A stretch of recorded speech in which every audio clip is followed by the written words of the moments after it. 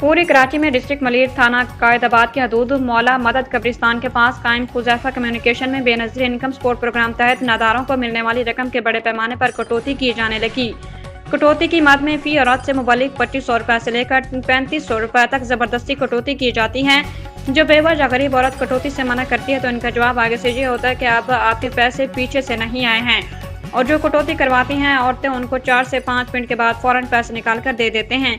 ये एजेंट ये भत्ता माफिया गरीब फैमिलियों के लिए बहुत बड़े नासूर बीमारी हैं। जैसे कि फुटबॉल ग्राउंड में शुएब नामी शख्स डिवाइस पर यही काम कर रहा है। नंबर 2 शुएब कम्युनिकेशन काशिफ और इमरान बिलाल कॉलोनी कोरंगी में, जेएम कम्युनिकेशन शरीफाबाद कोरंगी। इन भत्ता खोरों का कहना है कि हम अकेले नहीं खाते, ये पैसे सब हिस्सेदार शामिल हैं। इसमें बेनज़ीर इनकम सपोर्ट प्रोग्राम के दफ्तरों के अमले हमारे से मंथली लेते हैं। अगर कोई इनकी कंप्लेन लेकर डीडी ऑफिस सदर कराची में जाए या मुतलका एडी साहिबान के पास जाए तो वो भी टाल मटोल से काम लेते हैं। उनका टाल मटोल ये साबित करता है कि वह तमाम भी भत्ताखोरी में मसरूफ़ अमल हैं।